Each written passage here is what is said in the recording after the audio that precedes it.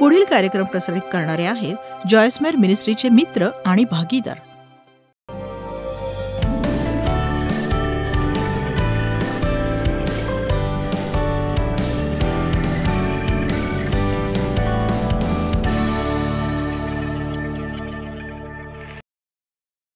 पित्या, आम्ही खरंच आभारी आहोत तुझ्या वचनाबद्दल, कारण तुझ्या वचनात प्रत्येक समस्येचं उत्तर आहे, मग ती समस्या कुठलीही असेना. त्यामुळे आम्हाला खात्री आहे की तुझ्या मार्गाने चालल्यामुळे आमच्या जीवनात तणाव राहणार नाहीत. म्हणून आम्ही तुला विनंती करतो की तू आपल्या कृपेने आमच्या जीवनात असे बदल घडव की आम्ही शांतीत राहू शकू, प्रभू येशूच्या नावाने. आमेन. तर तणाव हा या शतकातला एक आजार आहे. तो अब्जावधी रुपयांचा व्यापार झालेला आहे. तणावाचं नियोजन करणं किंवा उपाय घेणं किंवा समुपदेशकाची फी देणं झालं किंवा वेगवेगळी औषधं झाली किंवा त्यावरची पुस्तकं किंवा तणाव नियोजनाचे सेमिनार्स झाले, हा सगळा व्यापार झालाय. म्हणजे जेव्हा मी आराधना समूहाला सांगितलं की मी या विषयावर बोलणार आहे, तेव्हा ते चकित म्हणाले, बापरे, या आठवड्यात आम्ही विशेष काही ऐकणार आहोत.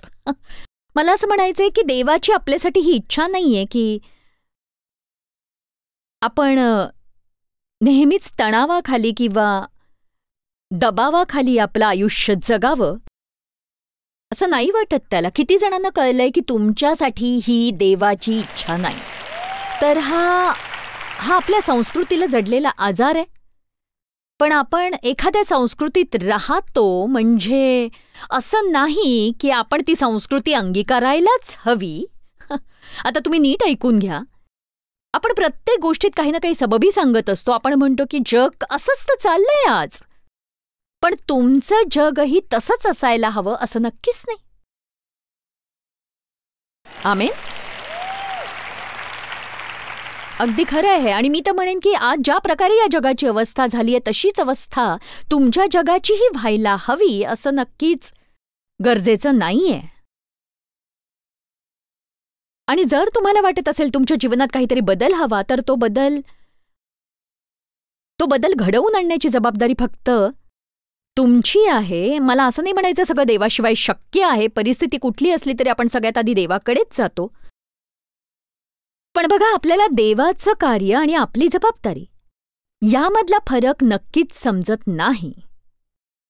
बघा, आपण प्रत्येक गोष्टीत देवाची मदत घ्यायला हवी, पण पुष्कळदा लोकांना वाटतं की प्रार्थना करायची आणि देवाला सगळं काही सांगायचं आणि स्वतः मात्र फक्त हातावर हात ठेवून बसायचं, नाहीतर स्वतःच्या मनाने काहीतरी करायचं आणि गुंता वाढवायचा खूप. आणि मग ती गुंतागुंत वाढली की देवालाच सांगायचं की आता तूच माझ्या जीवनातला हा गुंता सोडव रे बाबा.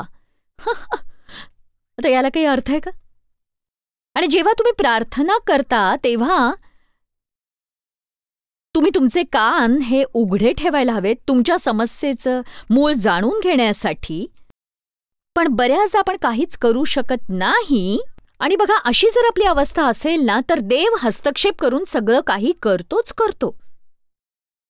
पण खरं तर कित्येकदा आपल्या समस्येचं मूळ आपल्यामधल्या अज्ञानात असतं आणि बायबलमध्ये त्याला अज्ञान असं म्हटलं गेलंय.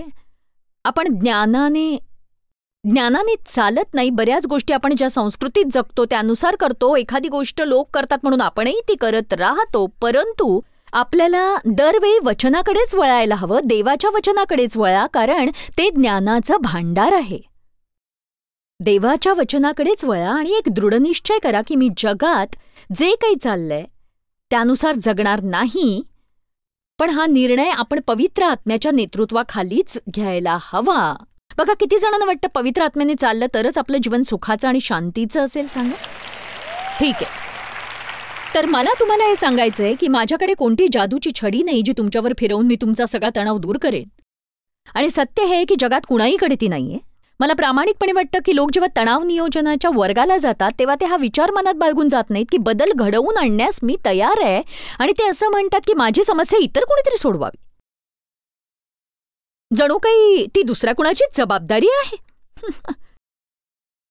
इथे क्षणभर थांबून आपण विचार करायला हवा, नाही तर सगळं वाया जाईल. खरंच मी तुमची समस्या सोडवू शकत नाही, आणि जर देव तुम्हाला एखादी गोष्ट करायला सांगतो आणि ती तुम्ही केली नाही तर देवालाही ते शक्य होणार नाही, नक्कीच नाही. ही गोष्ट नीट समजून घ्या, कारण मला पूर्ण खात्री पटलीये प्रार्थना म्हणजे असं काही नाहीये की देव सगळं काही नीट करील. मला वाटतं बऱ्याचदा आपल्या जीवनात अशा बऱ्याच गोष्टी घडतात. कदाचित बरेच लोक देवाने सांगितलेल्या गोष्टी करतही असतील आणि देव त्यांचं काम करील, पण प्रार्थना म्हणजे फक्त देवाच्या मागे बडबड करणं नाही. प्रार्थना म्हणजे देवाचं ऐकणंही आहे. देव आपल्याशी बोलतो, तो आपल्यासारखंच बोलणार नाही, पण देव तुमच्याशी वेगवेगळ्या प्रकारे बोलत असतो, आणि आज कदाचित देव तुमच्याशी माझ्याद्वारे सुद्धा बोलेल. फक्त तुम्ही ऐकायला हवं. तो वचनातून बोलतो, तो एखाद्या लहानशा मुलाद्वारे बोलेल, तो एखाद्या परिस्थितीतून बोलेल. त्याचे बोलण्याचे अनेक मार्ग असतात. तुम्ही त्याची आज्ञा पाळायला हवी, त्याचं ऐकायला हवं. इथे जितके लोक उपस्थित आहेत किंवा जे टीव्हीवरून हा कार्यक्रम पाहतायत, त्यांना मी सांगू इच्छिते की तुमच्या जीवनातला तणाव दूर करण्यासाठी कुठलीच जादूची कांडी उपलब्ध नाहीये. तुम्हाला देवाची मदत हवी असेल तर तुमच्या समस्येच्या मुळाशी तुम्ही जायला हवं, आणि देव जे काही सांगतो ते करण्याची तुमची इच्छा असायला हवी. आणि मी हे तुम्हाला वारंवार सांगेन की देवाशिवाय काहीही करता येत नाही. पण मी असंही म्हणेन की आपल्याशिवाय देवही फार काही करू शकत नाही. मला नाही डाव की वचनाला धरू नये. हो, असं वाटतंय तर खरं. वचनात असं काही लिहिलेलं नाहीये, पण देवावर तुम्ही आपली चिंता टाकायला हवी, जबाबदारी नव्हे. देव लोकांच्या द्वारे कार्य करत असतो, आणि मी प्रार्थना करून देवाला काय हवं ते जाणून घेते, किंवा त्याने जर मला काहीच सांगितलं नाही तर त्यानेच ते करावं अशी मी इच्छा धरते. पण आपण हे समजून घ्यावं की प्रार्थना म्हणजे देवानेच सगळं काही करावं अशी इच्छा धरणं नव्हे, तर त्याची इच्छा पूर्ण करणं आहे, हे लक्षात घ्या.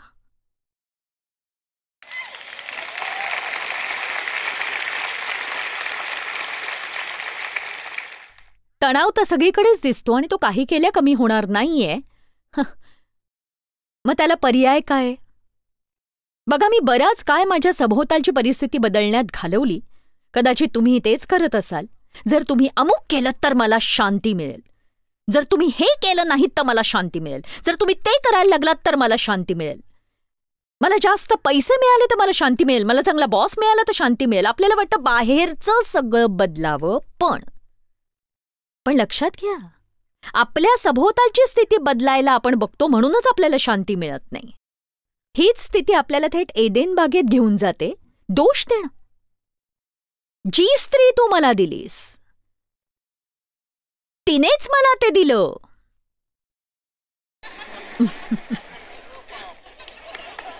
ऐकलत का? मला वाटतं पुरुषाने स्त्रीचं मस्तक असायला हवं.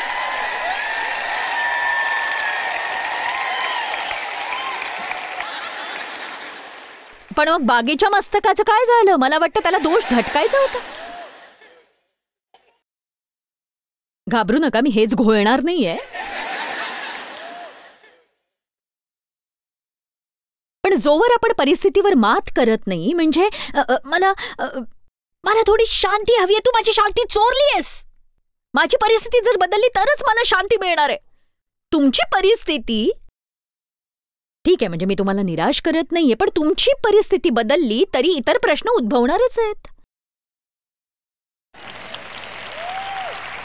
हो की नाही?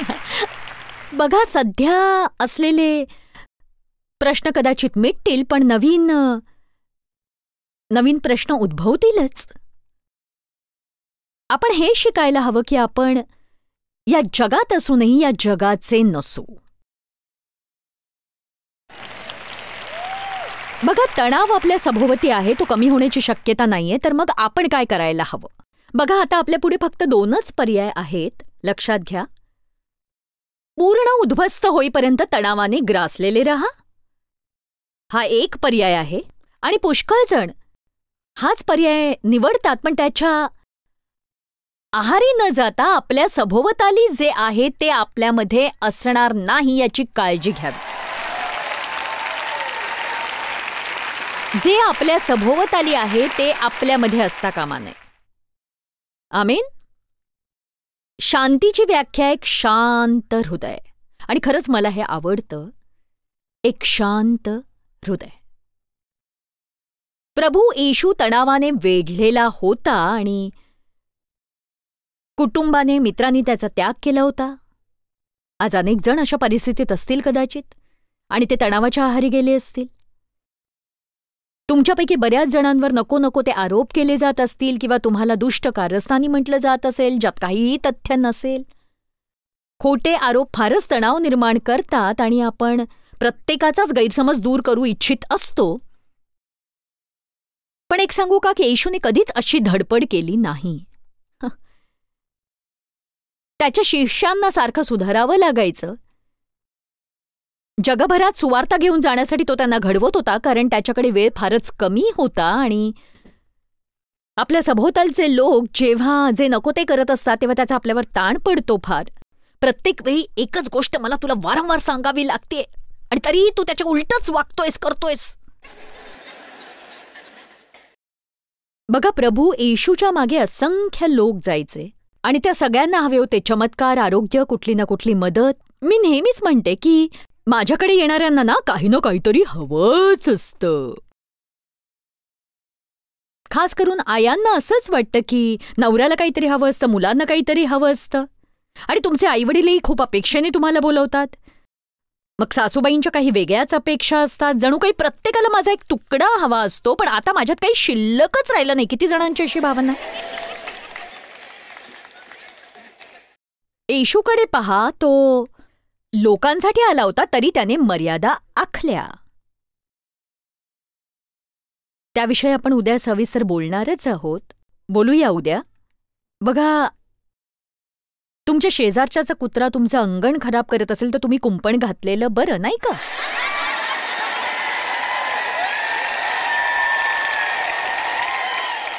आमेन.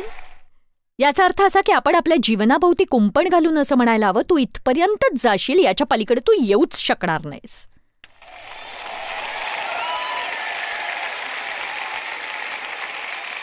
प्रभूच्या एका शिष्याने चांदीच्या 30 नाण्यांसाठी त्याचा विश्वासघात केला. पेत्राने तर प्रभूच्या कठीण प्रसंगात त्याला चक्क नाकारलं, आणि तो त्याचा चांगला मित्र होता, जवळचा मित्र, जवळचा. म्हणजे जणू काही प्रभू येशू ख्रिस्त मानसिक आणि भावनिक दृष्टीने वधस्तंभावरच्या त्या भयंकर यातना आधीच जगत होता असं म्हणूया आपण. वाह, त्याचा तणावयुक्त दिवस बघा जरा. आणि अशा स्थितीतही तो आपल्याला योहान अध्याय 14 वचन 27 हे वचन देतो. मी तुम्हा शांती देऊन ठेवितो, मी आपली शांती तुम्हास देतो, आणि जसे जग देते तसे मी तुम्हास देत नाही. तुमचे अंतःकरण अस्वस्थ अथवा भयभीत होऊ नये, भयभीत होऊ नये.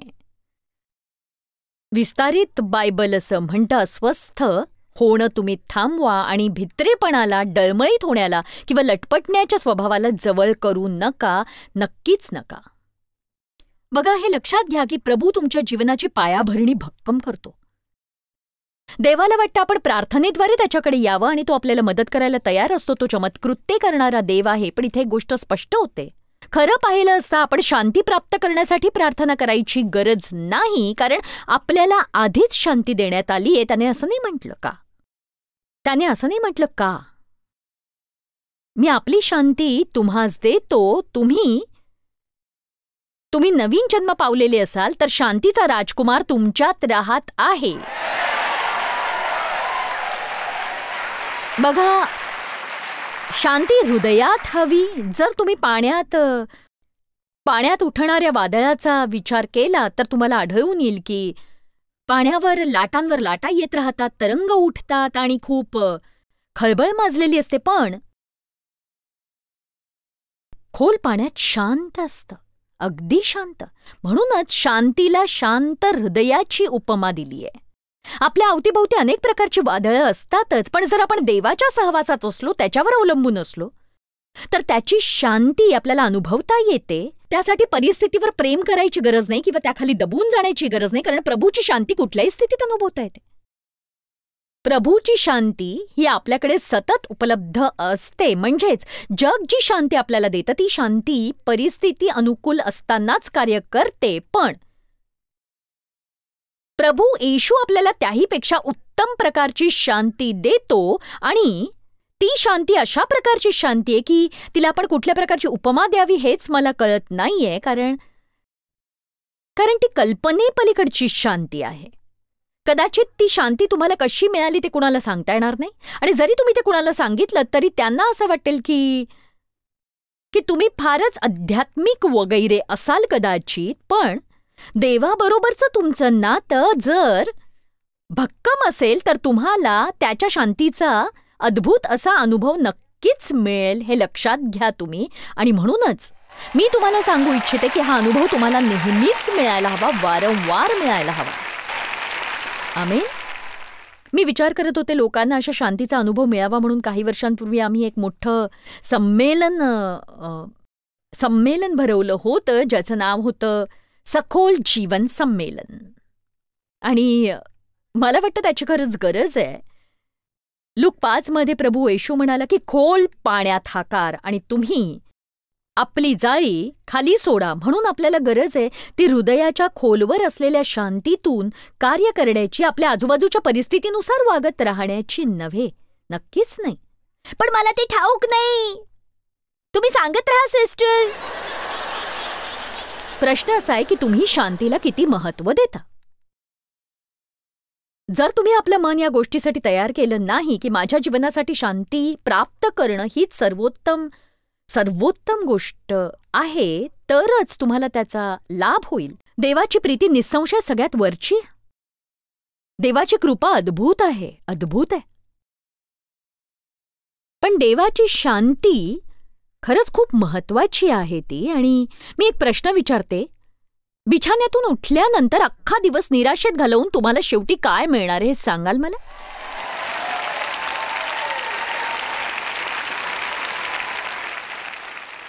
याच कारणास्तव बऱ्याच लोकांना सकाळी बिछाण्यातून उठावंसच वाटत नाही आणि ते तसेच पडून राहतात, कारण ते कशाचा सामनाच करू शकत नाहीत. पण ते उत्तर नाहीये. जगण्यापासून लपणं हे तुमचं उत्तर असूच शकत नाही. गोष्टी टाळणं हे उत्तर नाहीये. ख्रिस्ताने जशा गोष्टी हाताळल्या तशा त्या हाताळता आल्या पाहिजेत तुम्हाला मी माझा कनानाचा प्रवास कसा झाला ते सांगते, म्हणजे तुम्हाला थोडक्यात कळेल ते. बघा, सर्वप्रथम माझ्या वडिलांनीच माझं शारीरिक शोषण केलं. अनेक वर्ष. माझं पहिलं लग्न झालं, पण मला वाटायचं मी कुणालाच नकोय या जगात. आणि तो मनुष्यही भामटा निघाला आणि त्याला त्याच्या लुच्चेपणामुळे तुरुंगात जावं लागलं. आणि 18 वर्षांच्या दुःस्वप्नानंतर ती 5 वर्ष भोगावी लागली मला. तेव्हा मी 23 वर्षांची होते आणि मी उद्ध्वस्त झाले होते. आणि तुम्हाला आश्चर्य वाटेल की लोक बाहेरून किती गोड दिसतात, पण आतून ते उद्ध्वस्त झालेले असतात. आमेन.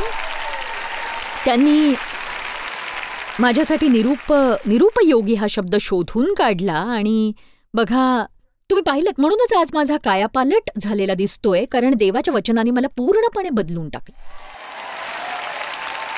मी ते फक्त वाचत नाही, तर मी ते स्वीकारते, ते कसोशीने पाळते आणि ते मी गेली 40 वर्ष करत आले. म्हणून मी सांगते, देवाचं वचन जे काही सांगतं ते तुम्ही जर अनुसराल तर तुमच्यात ते कार्य करील. मला ते जमणार नाही अशी पोकळ सबब सांगू नका, कारण देव आज्ञा देतो ती पाळण्याची क्षमताही तो देतच असतो, हे लक्षात घ्या.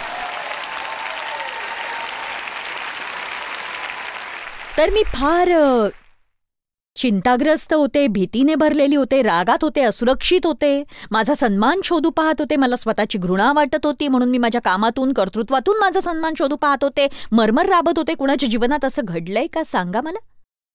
सांगा, कुणाला असा अनुभव आलाय का? बघा, माझ्या तणावामुळे मला शारीरिक समस्या होत्या. मी माझ्या सगळ्या नातेसंबंधांमध्ये समस्या निर्माण केल्या, कारण मी नेहमीच तणावाखाली असायचे. ज्या प्रकारच्या तणावाचा अनुभव मी घेतलाय त्या प्रकारचा तणाव तुम्ही अनुभवलाय का की त्याला अपवाद नाहीयेत? मी ख्रिस्ती होते आणि पूर्णवेळ सेवेत होते आणि तरीही माझ्या जीवनात हा सगळा गुंता होता. तारण पावणं अशा समस्या न येण्याची खात्री देत नाही. कसं असतं, फक्त आपल्या आत्म्याचं तारण होणं गरजेचं नाहीये. बघा, नवीन जन्मात आपल्या आत्म्याचं तारण होतं, पण आपल्या जीवाचं आणि आपल्या मनाचं, आपल्या इच्छेचं, भावनांचं तारण व्हायला हवं. त्यामुळे तुमचे विचार आणि तुमच्या प्रतिक्रिया सुद्धा बदलतात, तुमचे निर्णय बदलतात. म्हणून मला आवडतं याकोब अध्याय 1:21 ज्यात म्हटलंय, देवाचं वचन सौम्यतेने स्वीकारा, कारण ते तुमच्या जीवाचे तारण करण्यास समर्थ आहे. मला तुम्हाला सांगायचं, आजचं वचन ऐकताना तुमच्या मनाचं नवीकरण होतंय. म्हणजेच इथे बसल्या बसल्या तुमचं मन आज बदलतंय. बऱ्याच गोष्टींविषयीची तुमची विचारसरणी आज इथे बदलणार आहे. आणि तुमची विचारसरणी बदलली की तुमच्या बोलण्याची पद्धतही बदलेल. आणि तुमची विचारसरणी आणि बोलणं बदललं की तुमची वृत्ती बदलेल. आणि वृत्ती बदलली की तुमचं वागणं बदलेल. आणि या बदलानंतर तुमच्यावर कुठल्याही नासक्या गोष्टींचं राज्य राहूच शकणार नाही.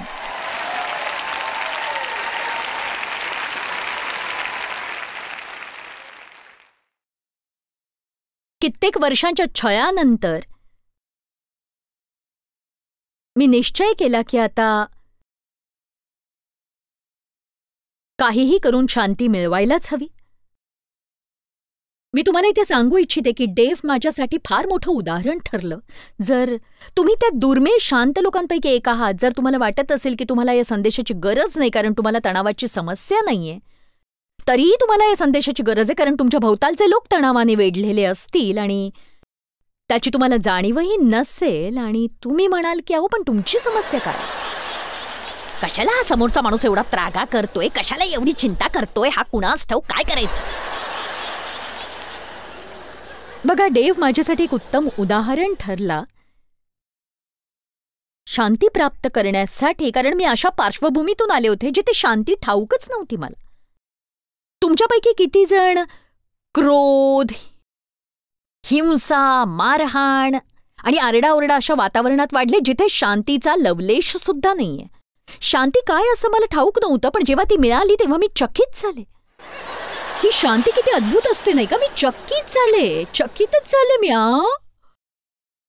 खरं सांगायचं तर देवाची शांती मिळाल्यानंतर मी निराश होत नव्हते, कुठली काळजी वाटत नव्हती, वेड्यासारखी वागत नव्हते, सगळं काही छान झालं होतं. मी गंमत करत नाहीये, पण माझ्या आरामखुर्चीत रेलून मी म्हणायचे की आता हे कंटाळवाणं झालंय.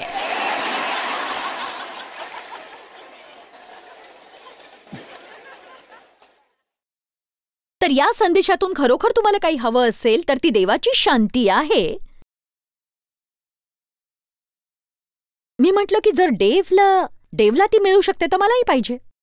जर इतरांना ती मिळू शकते मलाही ती हवीच आहे. मग मी एक निर्णय घेतला आणि तो निर्णय म्हणजे कसंही करून तुम्हाला त्या मुद्द्यापर्यंत आणायचं जेणेकरून तुम्हीही तुमच्या जीवनात तो निर्णय घेऊ शकाल. नक्कीच. चला, आता काहीही झालं तरी हा निर्णय तुम्हाला तुमच्या जीवनासाठी घ्यावाच लागेल की काहीही झालं ना तरी मी आज शांती प्राप्त केल्याशिवाय राहणार नाही.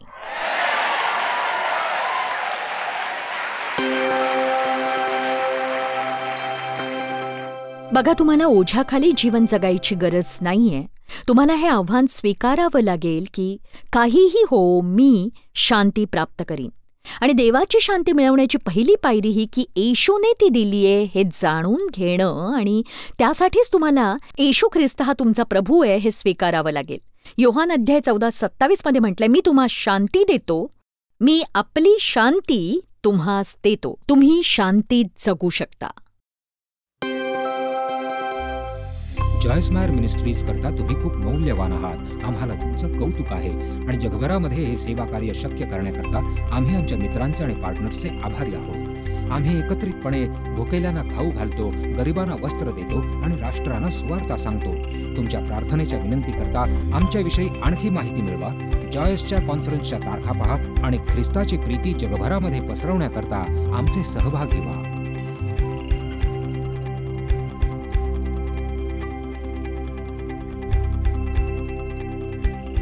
याचा सर्व खर्च जॉयस मायर मिनिस्ट्रीचे मित्र आणि भागीदार करत आहेत.